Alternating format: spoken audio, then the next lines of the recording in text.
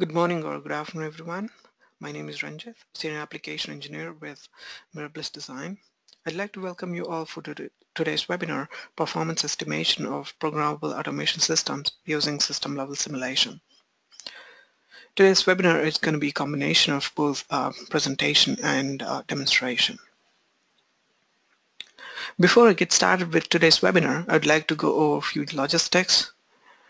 If you come across any questions during the webinar, please post me your questions in the chat window. We have people in standby. They'll be answering your questions, and also I'll be taking up these questions in the middle and also during Q&A session as well. The major reason for taking up this webinar on Programmable Automation Controller systems over PLC is because the architecture of PLC is quite simple as opposed to a PAC. Also, if you look at the applications of PACs, these are geared more towards complex automation system architectures with number of human machine interfaces, asset management, or monitoring and control of large number of analog I/O ports and things like that. And also during this webinar, I'll be talking about why exactly programmable automation control system must be simulated before going for implementation as well. And also, to simulate a system, you need a very accurate model of the proposed system architecture that includes hardware, software, and network. And also talking about what is the effort involved in constructing these components or subsystem or functionality in the modeling environment itself. And also I'll be talking about exploring different opportunities and identifying an architecture that meets all the requirements for your current and future requirements as well. I'll be taking up a sample demo example at the end of the webinar, which is around a Ethernet-based programmable automation control system with a primary and a standby processor module that connects to a number of I/O devices and switches and routers over an Ethernet network. For those of you who have not heard about Mirabilis Design, we are a Sunnyvale, California-based systems engineering company, and we have offices in Southern California, China, Japan, India, and Czech Republic. We have over 45 plus customers worldwide, and majority of the customers are into digital electronics, and the customer applications vary all the way from aerospace to defense, automotive, computing, network, and semiconductors. And the tool that we provide is called VisualSim, which is a graphical and hierarchical modeling and simulation platform. And during this webinar, I'll be using this particular tool to give you understanding about how exactly a modeling and simulation of a PAC system would benefit in making the right architectural decisions and also to predict the problems. Why simulate a programmable automation control system? So probably this could be one of the questions majority of you may be having right now. So as you know, that constructing a prototype of a PAC system with hundreds of nodes, networks, and number of use cases is almost impossible in the real scenario. And also it is almost non-economical as well, because it requires a lot of effort as well, and also it requires a lot of time to build up these systems. Whereas a analytical system can actually give you information on the worst case scenarios, but majority of these scenarios will never occur in the real world itself. So however, with modeling and simulation approach, you can actually create, validate, and distribute a system specification that meets all your requirements in terms of performance, power, reliability, and functional correctness. And also you can utilize these simulation models to be able to evaluate varieties of different workloads and use cases scenarios as well, and to make sure that the system performs very well for your current and future requirements. Right now you might be having a system with the requirement of connecting or supporting about 30 plus nodes, Whereas maybe 2 years down the line, you might need a PAC that could support over 100 plus nodes or 200 plus nodes without any performance issues or things like that. So to achieve all these things, to achieve the performance requirements or the kind of functional requirements and things like that, we need to consider the complete system as a whole. For example, we need to consider the processing that is involved in here, and also we need to consider the traffic generators, for example, the human-machine interface itself, or it could be a motion control, or it could be any RFIDs, or it could be any other sensors that are sending traffic over the network itself. And also we need to consider the network itself to be able to understand what would be the impact of number of devices that are connected over a network and the network bandwidth itself.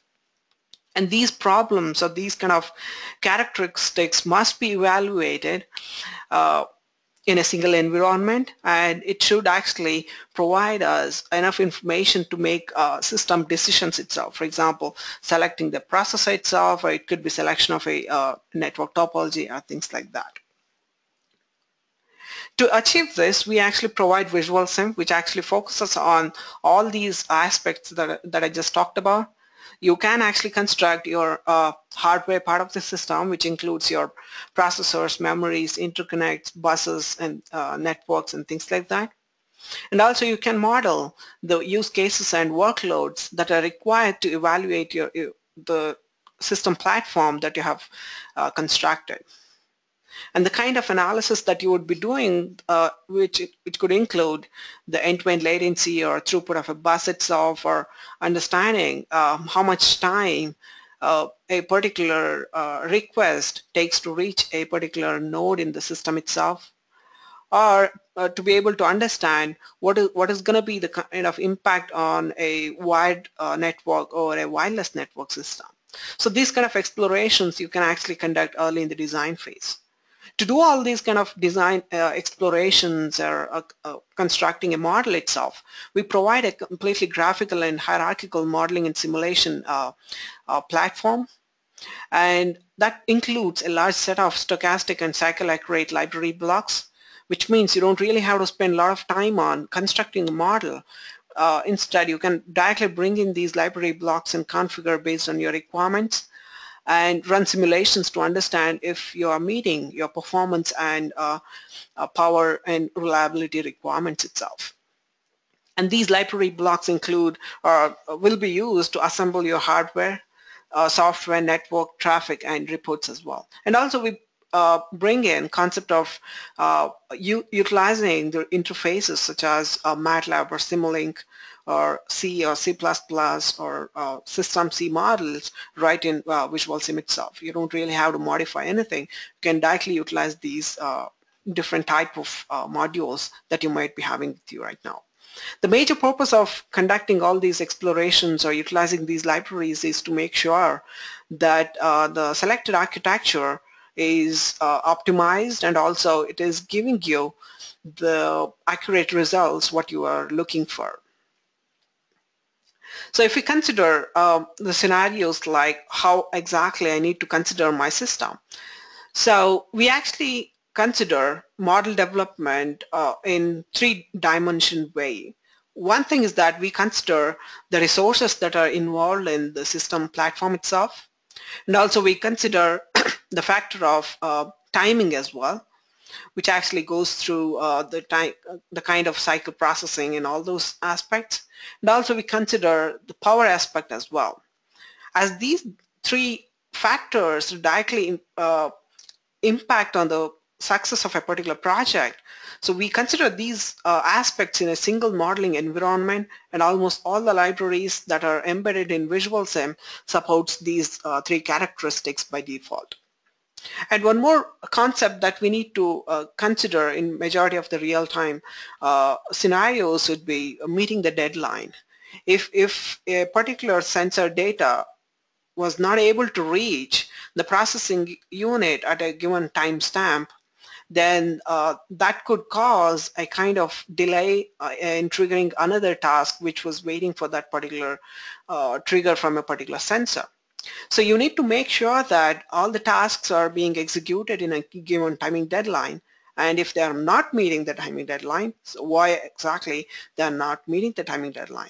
So these kind of analysis or explorations can be actually conducted with VisualSim as well. So at this point, I would like to quickly give you a feel about how exactly the modeling environment would look like. And after that, I'll be going over to a detailed presentation itself. So here's a quick view about a system platform with two CPUs in the DSP and an IO. They are connected across a bus and a bus bridge. And at the bottom, we have defined the application as a sequence of tasks that are running on the platform. And if you notice over here, these particular task definitions are quite similar to the definitions that you might be doing with your SysML code itself. So in this case, the way how it works is I have my architectural blocks that I have defined at the top over here, and each components are running on their own clock speeds. And the way how it works is we are actually saying that the IO receives a particular transaction. For example, IO could be an Ethernet or an USB or something like that, and it goes to CPU via bus block over here, and again it goes through DSP via bus bridge and a second bus, and it goes to DSP and does some processing over there, and it goes back in the IO port through which it entered. So the look-wise, it looks very simple. The way how it works is if you have actually more and more tasks running on the platform, you will be having the problems of dependencies as well, and also the system or resources may not be ready to process the data that are already arrived at the processor board itself. So you need to understand the concept of, or you need to understand how these contention for resources would actually impact on the total system performance as well. So at this point, I would like to go ahead and run the model by clicking on this Run button. And here we are actually trying to capture what is the end-to-end latency that I'm getting for a particular task itself, or for a particular application. So the graph that I'm showing over here is actually giving me the application latency for application 2 here.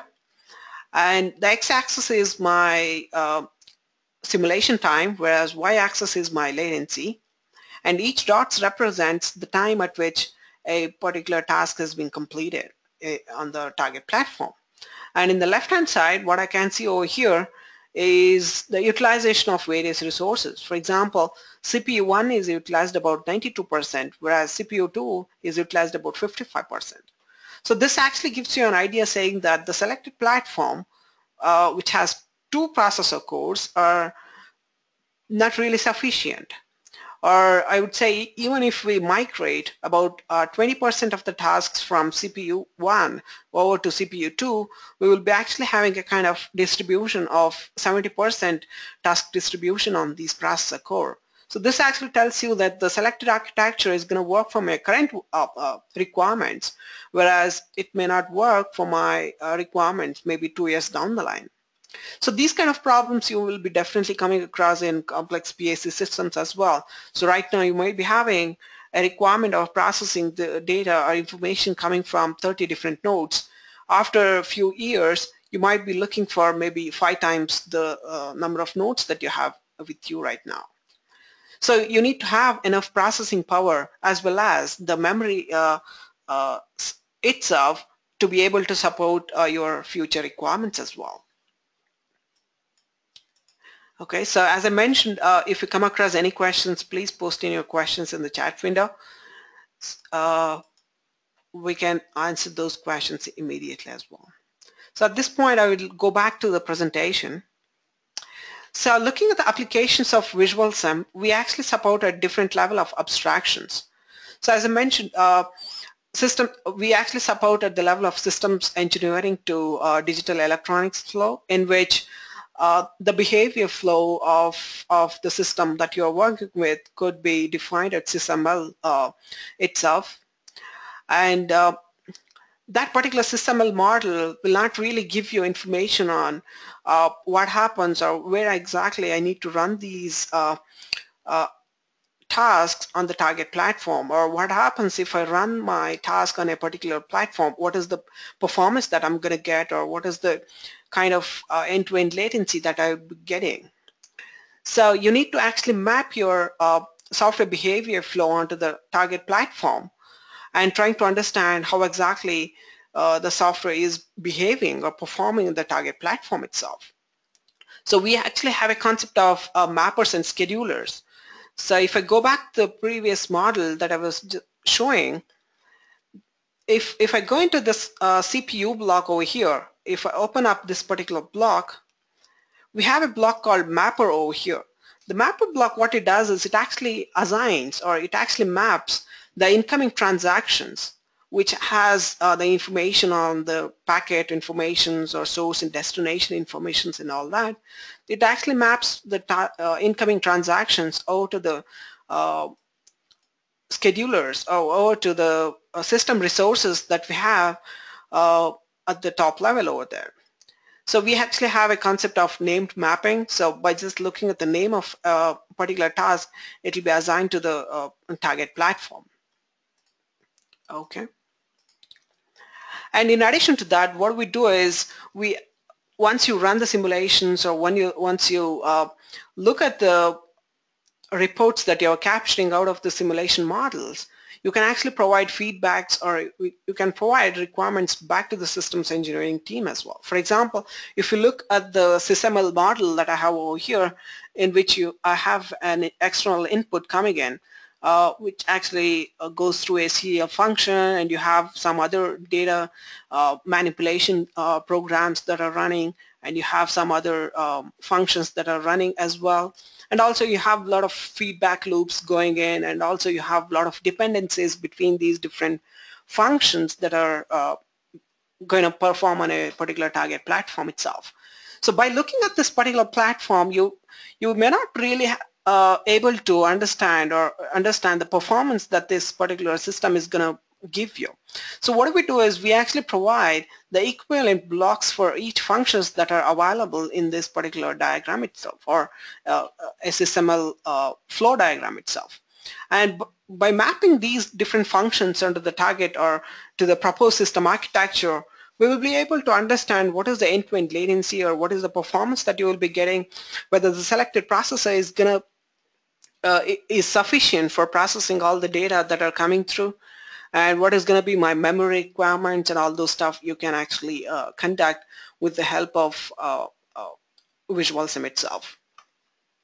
And also, once your simulation work is over, or once your model development is over and you're quite satisfied with the architecture that you have selected, you can generate documentation out of the tool itself and share it with the team or clients or customers to be able to bridge the gap, communication gap between your architecture team and the implementation team itself. Okay. So as I mentioned, you can utilize these simulation models to conduct end product study as well. You can understand the requirements for hardware and software part of your system as well.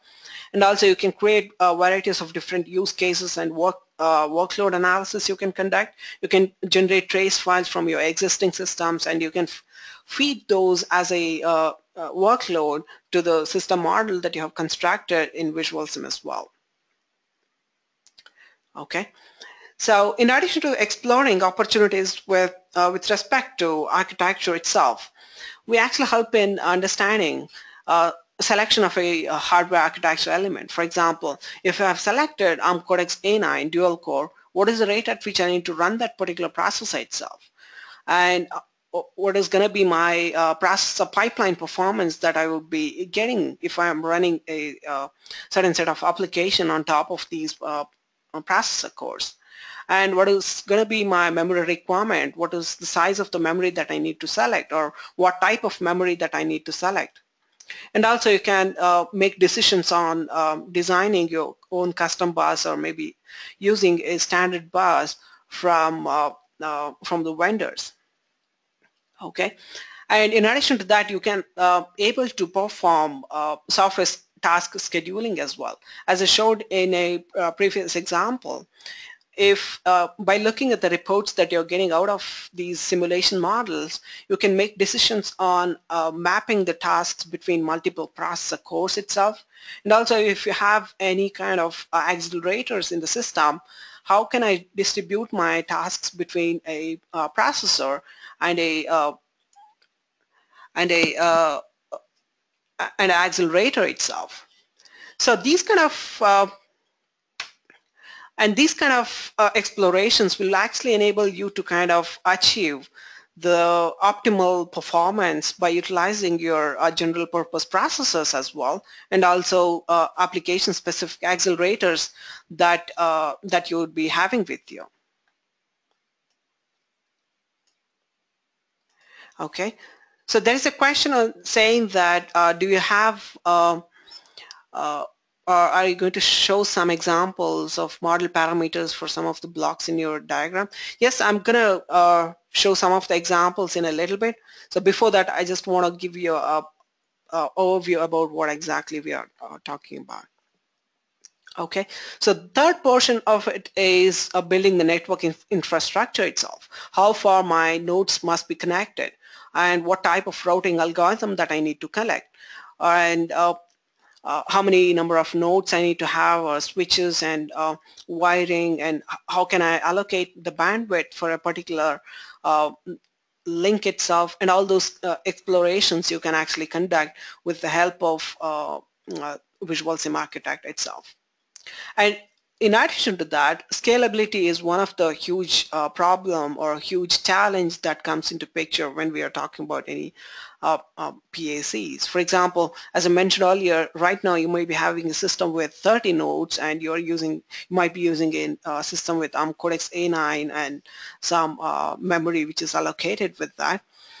But later, maybe after 2 years down the line, you might be interested in going with over 200 nodes in the system itself, and you want to understand how exactly those scaling from 30 nodes to 200 nodes is going to impact on the performance itself, and also what happens if you move certain nodes from one submodule to another submodule, or maybe adding additional nodes to a particular I/O interface itself, and all those stuff you will be able to, or you must be able to understand initially before going for the implementation itself. So in terms of, or with respect to modeling software behavior of the system, we actually provide multiple ways to do that. If you already have any application traces from your real system, you can utilize those trace files as an input for the models that you have with VisualSim.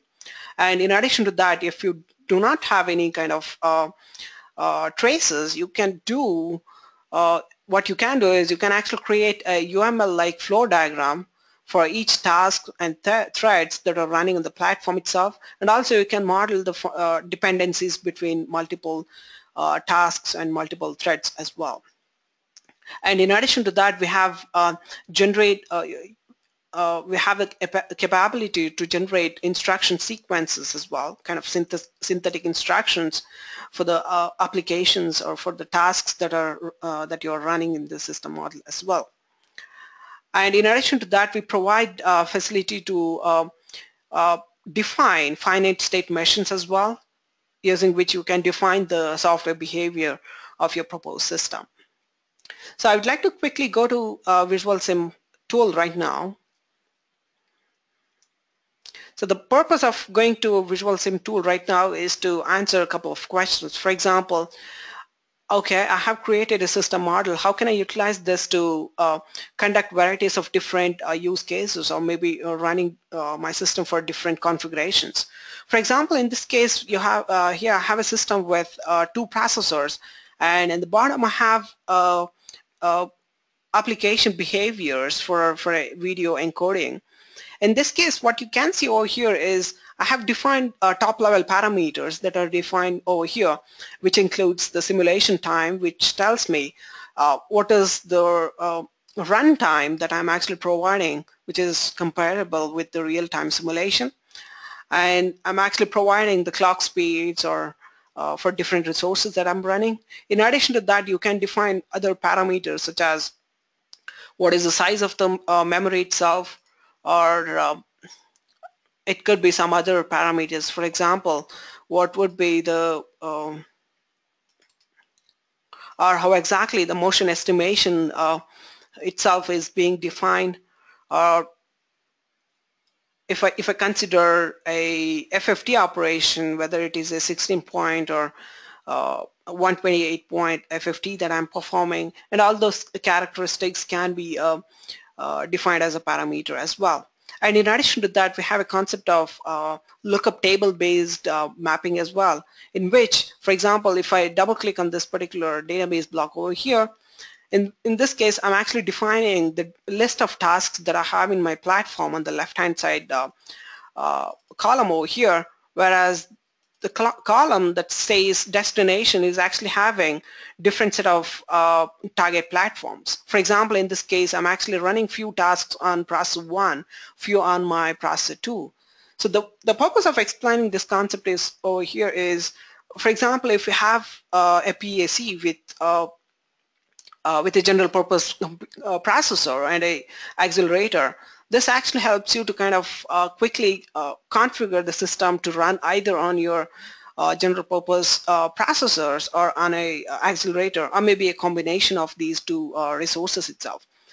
The end result is going to be trying to understand what is going to be my end-to-end latency, or what is going to be the throughput that I'm actually getting out of a particular node itself, or what is the bandwidth that I could achieve once I run through the system, or trying to understand how much of utilization my processor is seeing with the amount of applications that I'm running on the platform itself. Okay, and in addition to that, we provide a huge set of statistics as well to be able to understand what is the utilization of various resources that I have, and what is the throughput, or what is going to be what is the stall time of a particular process itself. And based on, or by looking at these different reports, you can actually make decisions on the architecture that you're running on the platform as well. So at this point, I'm going to go back to the presentation. So as I mentioned, please post any questions if you have any. So to support the networking aspects in the system, we actually provide large set of libraries all the way from CAN networks or TT Ethernet or fiber channels or Ethernet libraries, and audio video bridging and things like that. And we keep on adding these libraries, almost a library per month itself. So here's a larger set of libraries that we offer. That includes all the way from SOCs to board level to protocol level, and processor libraries as well. So here's a simple, or here's a block diagram or a example system that I'm going to show you in a little bit now. Here we have a system with a primary processor board with a standby processor board, and that are connected with standard I/O modules, and also that are having few end systems as well. For example, Altiver process controls or energy supervisions and things like that. And these different subsystems or modules are connected across the Ethernet network over here. So if I look at the VisualSim model of the same system, that looks exactly like the system block diagram what we had. For example, we have the primary processor module, which initially runs all the activities and tasks on its own, and whenever the primary processor module is in a sleep mode or it is not active, standby processor will actually take over the task processing and polling and all those stuff. And these I/O blocks actually helps in connecting multiple or tens or hundreds of different sensor modules into it. And these end system could actually represent a kind of traffic generators which actually end up sending transactions or messages over the network to the processor module to process the data or data manipulations or things like that as well. If we look at the processor module itself, so in the processor module here we have a dual core ARM Cortex A9 processor, which is cycle accurate in this case, and also we have an ARM by AXI bus as well, which is cycle accurate as well. And also we have a DDR2 memory as well here, which is running at 850 megahertz. And the blocks that you're looking at the below are kind of, we call it as custom library blocks that we provide. Using these library blocks, a user can actually model the behavior flows or the functionality that they are looking for. For example, in this case, the left-hand side over here, which actually talks about polling messages, this module actually generates scan messages to the devices that are connected to the network itself. For example, in this case, we have energy supervision, multi-word processors, and two I/O modules that are connected. And scan messages will be sent over to all these different nodes that are connected. And we have also set the interval between the scan messages as well. We can actually randomly, we can actually put it as a parameter and run different variations. For example, generating scan messages for every 20 milliseconds or 30 milliseconds or something like that. And also we have an Ethernet node that actually communicates with the rest of the system as well. And here we have something like dynamic mapper, which actually what it does is it'll actually look at the kind of tasks that you're running, and it'll be mapping the incoming transactions out to dual core ARM Cortex A9 processor that we have over here. And whenever the processor needs to access the data from the external memory, it goes across the AXI bus and gets the data from there. And if I look at the I/O module, in this case, we have two sensors that are connected. And in here, we actually have a polling scenario as well, which means this particular I/O module will wait for the scan message from the processor, whether it could be the primary processor module or it could be the secondary processor module based on the which one is active. And as soon as the scan message arrives, the transactions that are buffered up in the local buffer of the I/O module will actually start sending the transactions over to the processor module for processing of that particular data itself. And also in this module, we are capturing the end-to-end latency. For example, you send a request over to the processor, and processor does some processing and sends the data back to I/O or sensor module saying that this particular task is over. We compute the end-to-end latency over here as well.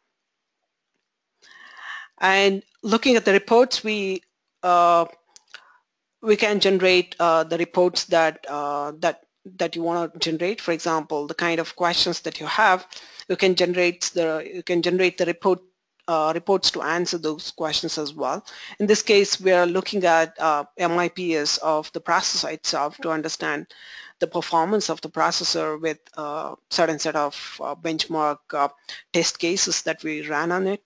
And here we are actually looking at about 110 MIPS that we have received for processor 1, whereas for processor 2, core 2, we are actually getting close to 110 MIPS. And we're also generating network latency as well over here. For example, you have varieties of different end systems and nodes that are connected, and trying to understand what is going to be the end-to-end latency between your end system and the processing board itself. At this point, I would like to go over to VisualSim model, and here is the VisualSim model of the system that I just talked about. And here we have a certain set of concepts, such as you might be having questions like how the network is defined, or how exactly the connection between different modules are established. So as I mentioned before, we have these Ethernet node blocks over here, and what it does is it'll actually look at the routing database that we have at the top over here. The routing database block, what it does is it actually defines the source node and the destination node, and also it defines the distance between those two nodes as well. So these distance can actually impact on the end-to-end latency as well, and also the performance across that particular link as well. And also you can allocate the bandwidth for that particular link as well. For example, in this case, all these links are running at 100 Mbps, and also we have provided the distance as 2 meters. And also we have told that these connections are duplex in nature as well. Okay. And we have this routing algorithm, which is actually defined in the block over here, and in which you can actually select your by default we have selected Dijkstra algorithm, whereas you can actually use your own routing algorithms as well to be able to define the network connectivity between different modules as well.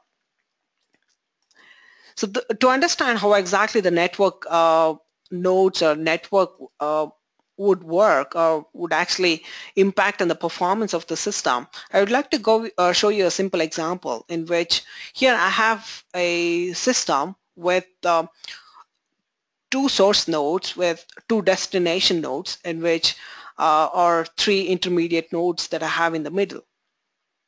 So the way how it works is the transactions actually arrives at these node 1 or node 2. It'll actually look at the next hop by looking at the database block over here, and it'll reach the destination either through node 3, node 5, or MUP1, or it could go through a kind of random network or redundant network behavior as well. For example, it could go through a node 3, node 4, node 5, and MUP1 as well. So that would end up increasing the latency of the complete link as well. Okay. So in this case, what we are doing over here is we are actually initially removing a link, or sorry, initially we are retaining a link between node 3 to node 5, but later we actually remove the link between node 3 to node 5 and trying to understand what is the impact of removing a node on the total system performance. So when we ran the simulation for this particular model, what we have seen over here is the end-to-end latency. So when we actually had the connection between node 3 to node 5, latency was very good. It was less than 0.5 10 power minus 4, but when we actually removed the connection between node 3 to node 5, the end-to-end latency started increasing. So the reason is it had to go through a alternative path, and that was far as opposed to the one that we had earlier. So these kind of problems, or maybe a link may go down maybe because of some physical problems, or it could be because of non-availability of a particular node itself and all those stuff. So, and those kind of problems and challenges can be actually addressed with VisualSim. So one more with regards to the kind of reports that I was showing you. For example, if you look at the altivar latency that we have captured over here, we are actually getting 2 different legends over here. The way how it works is the one that you are seeing over here is actually running on the processor core 1, whereas the lesser latency is actually running on processor core 2 here. The major reason for that is whenever the processor core 1 is inactive, the altivar process control is very close to standby processor. It will just go through this particular switch, and it can actually talk to standby processor over here. Whereas if the altivar process has it must be running on the primary processor core, it must go through this switch as well, and it has 2 additional I/O modules as well, and it must go through this lengthy distance or the path itself. So that increases the latency for that particular link itself, and that's what we are seeing over here. So similarly, you can actually incorporate varieties of different scenarios that you might be having in your mind, and you can evaluate these characteristics as well. So we are actually providing an free evaluation copy for 30 days of period. So if anyone interested in exploring these simulation models that I'm showing you, please submit an evaluation request, and we will be sending you an license shortly. So in addition to that, once your simulation model or explorations, everything is over, the next problem would be, how do I communicate with the team itself? So to bridge that particular gap, what we have here is we have a platform called VisualSim Explorer. So what it does is it actually allows you to export all your models and the documentations into an HTML page, and that can actually embed your simulation models in it. And once you share your data or this particular HTML link with the people who are sitting somewhere else in the world, they can actually run these simulation models right from the web browser without a need for installing the tool itself. To give you a quick understanding of how exactly it works, I'm going to open up one of our model that we have in our server. So similarly, you can actually embed your models in the documentations, and you can upload it to your internal server, and you can share it with your customers as well. And you can have all these sort of different documentations as well. And this particular web page will actually bring out a simulation model right from the web browser, and which you can actually use it to run the model, change the parameters, and explore varieties of configurations that you might have defined in the documentation itself. Based on the load we have on the network, it takes the time to open up the model.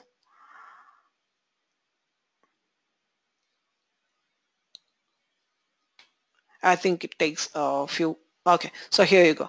So here we have the model that we have in our server, which you can see over here. The model is actually coming right from our website, and here you can actually change the parameters, and you can change the configurations that you have defined and run the simulations right from the web browser itself. And this way, you don't really have to just share the documentation, but you can actually share the executable simulation models to give a real experience of the model that you might have created, or the system that you're actually working on with the customers as well.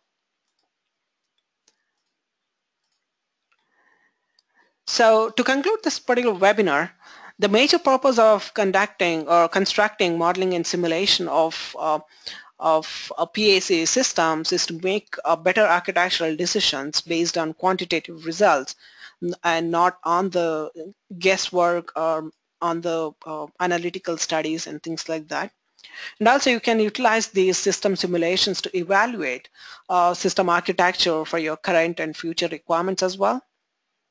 And also you can inject faults to your system either at the hardware level or application level. That actually enables you to predict and eliminate the problems or possible bottlenecks in the implementation phase as well. And also you can distribute these simulation models along with documentation with your development teams and customers as well. This actually helps in bridging the communication gap between the teams and also improves the accuracy of the systems as well. So this concludes this webinar, and now the session is open for questions, and please go ahead and post in your questions in the chat window.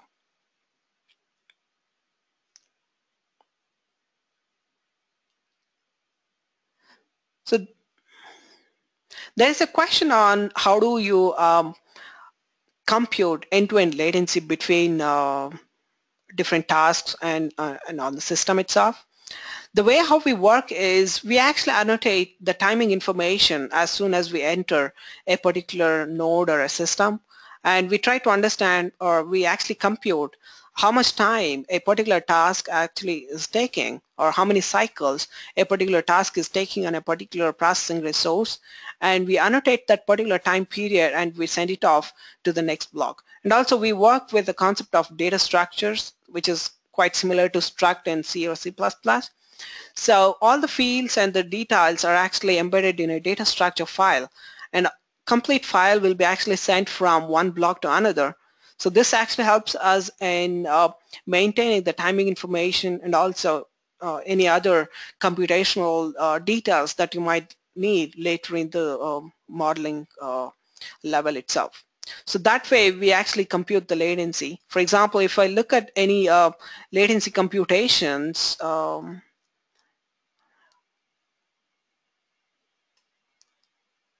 can't really doing here. So what do we do is we just actually compute or deduct the current timestamp with at what time that particular task has been generated.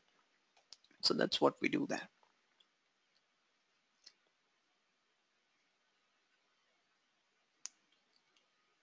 So there is a question on how do I configure a processor, or what are the different set of processors that you offer. We actually right now have we have processors from ARM series, Codex A series, R series, and M series. And also we have processors like PowerPC processors and DSP processor cores and things like that as well. And also we provide you a facility to create your own custom processor block as well. And to do that, we actually provide a generator, a processor generator, which actually takes a certain set of fields, and also it takes the instruction set that you're going to work with. And the processor block would look like the parameter that includes the rate at which you're running, or number of registers that you have, and the context switching cycles, and how many integer point executions you have, or floating point executions, how many you have, and the cache execution units and the pipeline stages and all these details.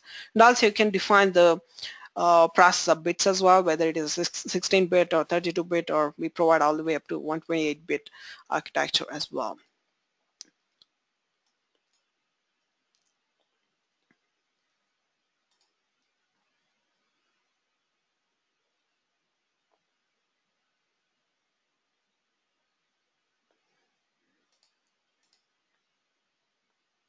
So as I mentioned, we provide evaluation license for a period of 1 month. So if you are interested, please go ahead and send us an email requesting the license with a MAC address of your PC.